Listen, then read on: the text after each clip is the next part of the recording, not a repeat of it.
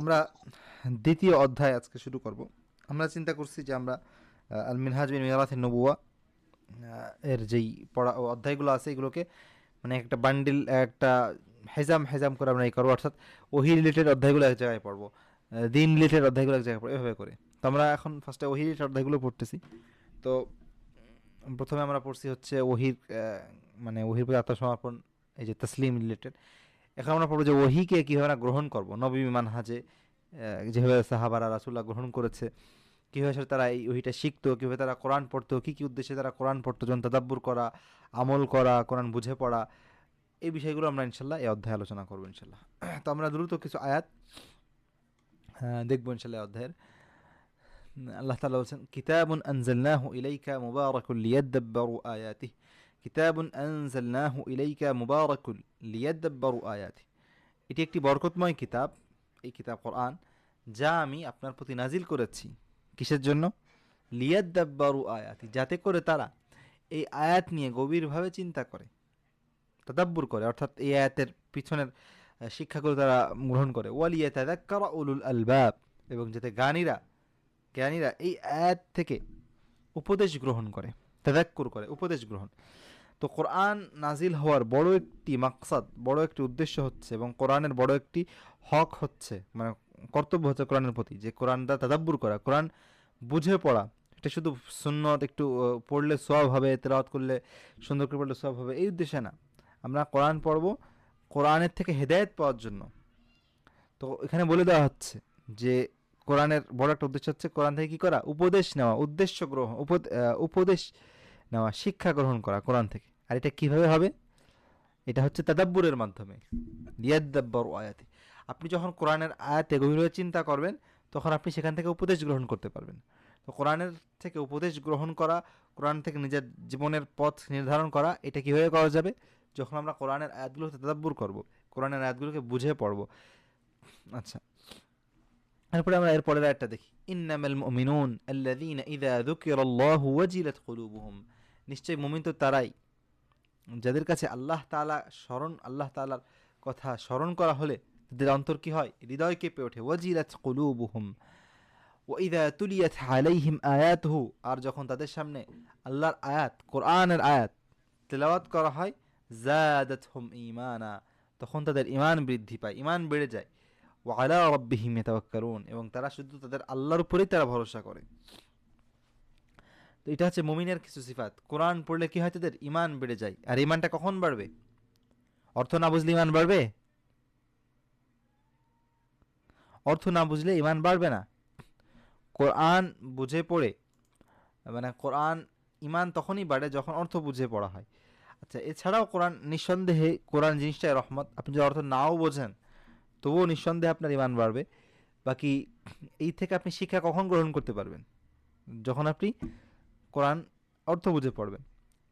তো এই জন্য আমাদের জীবনে প্রতিদিন একটা পৃষ্ঠা হলেও আমাদের আজকের থেকে কোরআন পড়তে হবে। তো আব্দুল রকিব ভাই, আপনাকে আমি বলতেছি, এবং যারা এই ভিডিওটা শুনবেন ইনশাল্লাহ প্রত্যেককে আমি বলবো যে আপনারা প্রতিদিন এক পৃষ্ঠা করে কোরআন পড়বেন। মানে এইটা লজ্জা করে বলতে হবে, কারণ এক পাড়ার নিচে তো কোনো পড়া নেই। তাহলে জীবন এতই ব্যস্ত হয়ে গেছে। আচ্ছা, মানলাম, মাফ করে দিলাম। একটা পৃষ্ঠা, যারা হাফেজ না, হাফেজদের জন্য তো অবশ্যই আধা পারা এক পারা করে পড়তেই হবে। মানে এটা অনেক কম, অনেক কম। কিন্তু আপনার যদি হাফেজ না হন, একটা পৃষ্ঠা প্রতিদিন কোরআন পড়বেন, একটা পৃষ্ঠা। ৩৬৫ দিন দুটো পৃষ্ঠা পড়ার চেষ্টা করবেন। তাহলে হবে কি, আপনার এক বছরে একটা খতম হবে। তো প্রতি বছর যে আপনি যদি মারা যান, একটা মানুষ যদি মারা যায়, সে যদি একটা খতম কোরআনে না দিতে পারে, তার থেকে আফসোসের কি হইতে পারে? আমাদের বয়স যদি এখন ২০ হয়, ৩০ হয়, আর আমরা যদি এই পর্যন্ত কোরআনটাকে একবার দেখে না পড়ি, তাহলে আমাদের জীবনের বেঁচে থাকার মানে ফায়দাটা কি?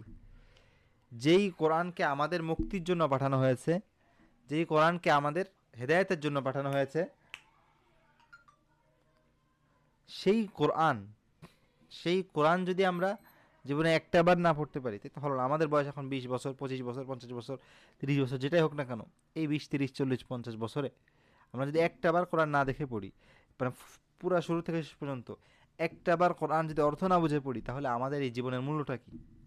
কারণ এই কোরআন তো আমাদের আমাদের মুক্তির পথ। শুধু মুক্তির পথ না, আমরা কীভাবে চলবো সেই পথে কোরআনে বলা আছে। তো আমরা জান্নাতের আশা করি, কিন্তু কোরআনের দেওয়া পথকে জানিই না, মানা তো পড়ে। আমার সামনে কোরআন আছে, আপনার মূর্খতা আপনার জন্য সুপারিশ করবে না। কারণ আপনার যেমন যদি কোরআন না থাকে, অনুবাদ না থাকে, আপনি যদি এমন একটা দেশে বাস করেন যেখানে কোরআন দেখলে গুলি করা হয়, তাহলে ভিন্ন কথা। কিন্তু আপনার সামনে কোরআন আছে, আপনার সময় আছে, আমরা একটু এন্টারটেনমেন্টের জন্য কিছু ভিডিও দেখতে পারি, আমরা টাইম ওয়েস্ট করতে, আমরা একটু পার্টি করতে পারতেছি, আমরা সব কিছু করতে পারতেছি, কোরআনের মিনিংটা দেখে পড়ার টাইম নেই আমাদের। এজন্য আমি বেশি কথা বাড়াবো না। একটা জিনিস চাবো, যারা ভিডিওটা শুনবে তাদের প্রত্যেকের থেকে, যে আপনি আজকের থেকে প্রতিদিন 2টো পৃষ্ঠা কোরআন তেলাওয়াত করবেন, এবং ওই 2টো পৃষ্ঠা একবার তেলাওয়াত করার পরে ওই 2টো পৃষ্ঠার অর্থটা একটু দেখে নেবেন, ব্যাস। এবং একটা খাতা কলম রাখবেন। কোরআন এটা কোনো মানে এটা শিখার জিনিস, শুধুই পড়ার জিনিস না, শুধু ইবাদতের জিনিস না, এটা কোনো তন্ত্র মন্ত্র না। এখানে তেলাওয়াত করলেও সব হবে, আবার এটাকে শিখতেও হবে। তো এটার মেন উদ্দেশ্য শিখা। আপনি যদি কোরআন শিখতে পারেন, সেটা গুরুত্বপূর্ণ। তো সেই শিখাটা কীভাবে করবেন, পাশে একটা খাতা রাখবেন, গুরুত্বপূর্ণ কিছু পেলে নোট করে রাখবেন। আচ্ছা, এরপরে আমরা আসি, ওয়াইদা মা উনজিলাত সূরাতুন ফামিনহুম মান ইয়াকুল আইয়ুকুম যারাতু হাযিহি ঈমানা। এই যে মুনাফিকদের কাজ হচ্ছে, মুনাফিকরা কি বলে, যখন কোরআনের আয়াত নাজিল হয় তখন তারা বলে যে এই আয়াতে কার ঈমান বাড়ছে, কার ঈমান বাড়ছে। আল্লাহ বলে দিচ্ছেন ফাআম্মাল্লাযীনা আমানু ফাযাদাতহুম ঈমানা, আসলে যারা মুমিন তাদের ঈমানই বাড়ছে। হুম ইস্তাবশিরুন, এবং তারা এই কোরআন নাজিল হতে তা খুশি হয়। তো আমাদের এখন তো কোরআন নাজিল হয় না, কিন্তু এখন আমার সাথে কোরআন পড়া হয়। তো যখন আমাদের পাশে কোরআন পড়া হবে এবং সে অর্থ আমরা এই করবো, তখন আমাদের ইমান বাড়তে হবে। ইমান বাড়া মানে কি, সেটা আমল করব, সেটা শুনলে সাথে সাথে আমরা চেঞ্জ হয়ে যাব। এই জন্য আল্লাহ তাআলা এক জায়গায় বলছিল, আরেকটা আমার আরবিটা খেয়াল নেই, তবে এটার ইটা হচ্ছে যে মানে মুমিনরা হচ্ছে যখনই কোনো গুনাহ করে, যাকারুল্লাহ ফাস্তাগফিরু লিযুনুবিহিম, তার সাথে আল্লাহকে স্মরণ করে এবং গুনাহ থেকে মাফ চায়।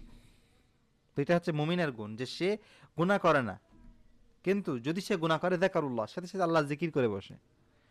মানে গুনাহ করছি, আমি একটা গুনাহ করছি, খারাপ ভিডিও দেখছি, খারাপ মানুষকে দেখছি, খারাপ জিনিস করছি, খারাপ গান শুনছি, অথবা আল্লাহ না করুক খারাপ কোনো কাউকে গালি দিয়েছি, কারোর নামে মিথ্যা বলেছি, কারোর নামে গীবত করেছি, সত্য কথাই কিন্তু গীবত, অর্থাৎ সেটা পছন্দ করেন সেটা বলছি, যে কোনো গুনাহ করছি, আল্লাহ মাফ করুক, সাথে সাথে কি করছি, যাকারুল্লাহ, আল্লাহর জিকির করে, সে আল্লাহর জিকির করে এবং তওবা করে, সাথে সাথে ফিরে আসে, সাথে সাথে নিজেকে গুটাই নেওয়ার চেষ্টা করে, কন্টিনিউ করে না।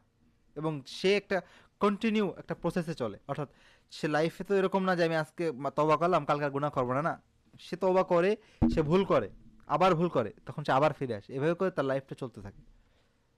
এবং ইনশাআল্লাহ যখন আল্লাহ তাআলা দেখবে যে আপনি 5টা বছর 10টা বছর আল্লাহর জন্য আপনি কষ্ট করতেছেন, আপনি আল্লাহর থেকে শয়তান আপনাকে দূরে সরাই নিয়ে যাচ্ছে, আপনি বারবার আল্লাহর কাছে ফিরে আসতেছেন, কেমন যেন আপনি এখানে বোঝার চেষ্টা করেন যে একজন রাজা, ইলাহিল মাসাল আল্লাহর সাথে তুলনা দেওয়া হচ্ছে না, বাকি আপনি একটু বোঝার চেষ্টা করেন যে আপনি মনে করেন যে আপনি তার কাছে যেতে চাচ্ছেন, সে সে বসে আছে, সে দেখতেছে যে আপনি তাকে কতটুকু ভালোবাসেন। তা আপনি তার দিকে যেতে চাচ্ছেন, বারবার কিছু খারাপ লোক এসে তাকে মেরে সরাই দিচ্ছে, কোথায় এদিকে যাবি না, এদিকে চল, এমনি এমনি গেলে তো অনেক মজা পাবি, ঘুরে নিচ্ছে। সে কিছুক্ষণ পর পর ফিরে আসতেছে। তো একটা রাজা সে যদি দেখে যে আমার এই মানে এই লোকটা বারবার আমার দিকে ফিরে আসতেছে, শত্রুরা তাকে ঘুরাই নেওয়ার পরে সে আমাকে ভালোবেসে আমার দিকে আসতেছে বারবার, তো একটা দিন কি এরকম হবে না যে ওই রাজা তা মানে সেই লোকটাকে আসতে সাহায্য করবে নিজের কাছে।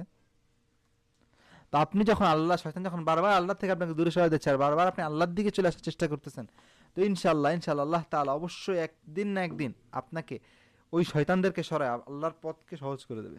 বাকি সেই কন্টিনিউয়াস ইচ্ছা থাকতে হবে যে আমি ভুল করছি না, আমি আল্লাহর কাছে ফিরে যাব, ভুল করছি না, আমি ফিরে যাব, আপনাকে ভুল করাবে, আবার ফিরে যাব, আবার ফিরে যাব, এভাবে করে একটা মুমিনের জীবন চলবে। আচ্ছা, তো এই আয়াতে আমরা এই যে লাস্টের যে আয়াত ঈমান বৃদ্ধি পায়, এর আগে আয়াত কোরআনের আয়াত শুনে ঈমান বৃদ্ধি পাওয়া, এটা দ্বারা আমরা বুঝতে পারি যে কোরআনের বড় একটা মাকসাদ হচ্ছে যে ঈমান বৃদ্ধি পাবে, মানে কোরআনের বড় একটা ফায়দা হচ্ছে যে কোরআনের মাধ্যমে ঈমান বৃদ্ধি করে।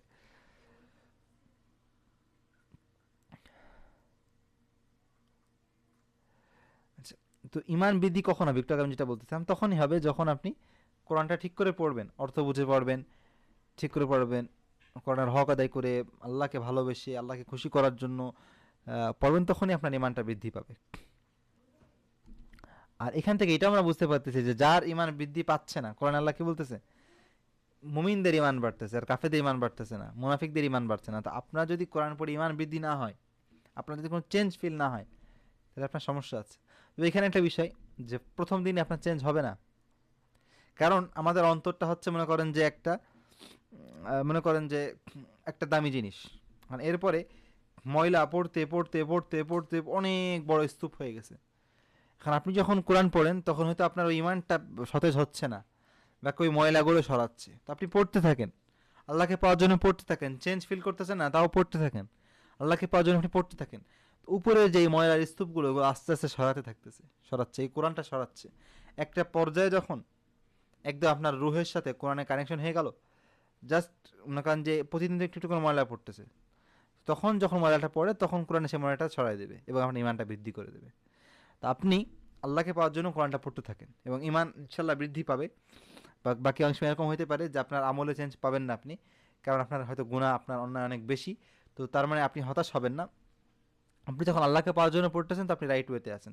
হতে পারে আপনার গুনাহ বেশি, হতে পারে আপনার অন্তরে শয়তানের মানে ময়লা বেশি, এই জন্য সেই ময়লাগুলোকে হয়তো কোরআন এখন ক্লিন করতেছে। কোরআন যখন সব ক্লিন করা শেষ করবে ইনশাল্লাহ, তখন আপনার হয়তো হার্টে ইফেক্ট করবে, ইনশাল্লাহ আসর করবে, এই জন্য আপনি কন্টিনিউসলি পড়তে থাকেন। আচ্ছা, এরপর আল্লাহ তাআলা বলেছেন ওয়ালাকাদ ইয়াসসারনাল কুরআনা লিযিকর ফাহাল মিন মুদ্দাকির, আমি এই কোরআনকে যিকরের জন্য, কোরআন থেকে উপদেশ গ্রহণ করা আমি সহজ করেছি, কেউ কি কোরআন থেকে উপদেশ গ্রহণ করবে? তো এখান থেকে আমরা বুঝতে পারতেছি কোরআন বড় একটা উদ্দেশ্য হচ্ছে কোরআন থেকে উপদেশ গ্রহণ। আচ্ছা, এরপর আল্লাহ তাআলা বলছে, আমরা দুটো আয়াত পড়ে শেষ করে দেব ইনশাআল্লাহ। আল্লাহু নাযালা আহসানাল হাদীসি কিতাবাম মুতাশাবিহা, আল্লাহ তাআলা সর্বোত্তম বাণী কোরআন নাজিল করেছে। এই কোরআনের অর্থের মধ্যে সাদৃশ্যপূর্ণ মাসানি, এবং এই কোরআন বারবার পড়া হয়, বারবার পড়া হয়। তাকশাইরু মিনহু, এখানে আমাদের মেন পয়েন্ট, তাকশাইরু মিনহু জুলুদুল্লাযীনা ইয়াখশাউনা রাব্বাহুম। এই কোরআনের আয়াত শুনে, এই কোরআনের আয়াত শুনে যারা আল্লাহকে ভয় করে তাদের চামড়া, মানে তারা শিউরে ওঠে, তাদের লোম খাড়া হয়ে যায়। সুম্মা তালি, মানে প্রথমে তারা কি হয়, কোরআনের আয়াত শুনলে কোরআনের যে একটা ঝাঁকি তারা সেটা ফিল করে, তখন তাদের লোম খাড়া হয়। কখন এটা হবে? যখন যে কোরআন আয়াত বুঝবে, অর্থ বুঝবে। তো বলতেছে যে তাদের চামড়া কি হয়, মানে ইমান বৃদ্ধি পালে তাদের লোম খাড়া হয়ে যায়, এটা ইমান বৃদ্ধির একটা অংশ। সুম্মা তালিনু জুলুদুহুম, এরপরে তাদের অন্তর, তাদের শরীর, তাদের চামড়া, তাদের অন্তর সব কিছু নরম হয়ে যায়, শান্ত হয়ে যায়। ওয়াকুলুবুহুম ইলা যিকরিল্লাহ, প্রথমে তারা ভয়ে কাঁপতে থাকে আর তারপরে সেই কোরআনের আয়াতে তারা ঠান্ডা হয়ে যায়। তো এইটা হচ্ছে কোরআনের আয়াতের একটা ফজিলত, কোরআনের একটা ফজিলত, যেটা আমরা আমাদের লাইফে ফিল করি কিনা আমাদেরকে জিজ্ঞাসা করতে হবে। যদি ফিল না করি তাহলে আমাদের বুঝতে হবে যে আমাদের প্রবলেম আছে, আল্লাহ মাফ করো। এবং এটা নিঃসন্দেহে একদিনে আসবে না, আপনার সময় লাগবে। বাকি আপনি কন্টিনিউসলি করলে ইনশাআল্লাহ আল্লাহ তাআলা সেটা দিবে। কোরআন আপনাকে দেখতেছে, যে পরীক্ষা করতেছে যে আপনি আসলে কোরআনের জন্য নাকি। তো ফার্স্টে আপনার অনেক বাধা আসবে, অনেক সমস্যা হবে, কিন্তু আপনি যদি কন্টিনিউসলি করেন তাহলে ইনশাআল্লাহ আল্লাহ তাআলা আপনাকে সহজ করে দেবে। আচ্ছা, আজকে সর্বশেষ আয়াত, আলাম ইয়ানি লিল্লাযীনা আমানু আন তাখশাআ কুলুবুহুম লিযিকরিল্লাহ, ঈমানদারদের জন্য, ঈমান যারা মুমিন তাদের জন্য কি সময় আসেনি? আন তাখশাআ কুলুবুহুম লিযিকরিল্লাহ, তাদের অন্তর আল্লাহর স্মরণে ভয় ভয় পাবে, নরম হয়ে যাবে, ভয়ে ভয়ে কাঁপবে।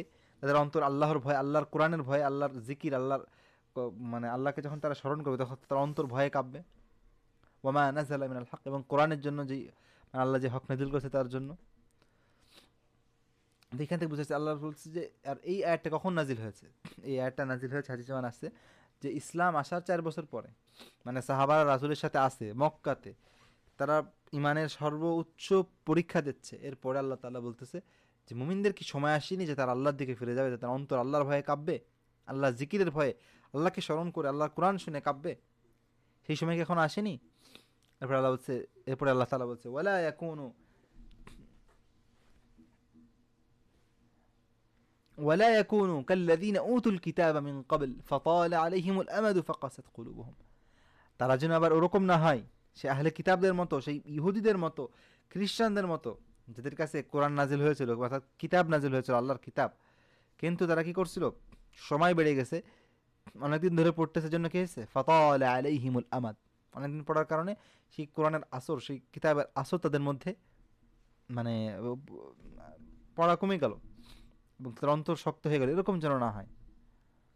তো আমরা অনেকে কি হয় যে যখন প্রথম কয়েকদিন দিনের কথা শুনি, আচ্ছা ঠিক আছে ইফেক্ট হয়, কিন্তু এরকম যেন না হয় যে বেশি শুনতে শুনতে আবার ওটা কি ওইখান থেকে ইফেক্ট কমে যায়।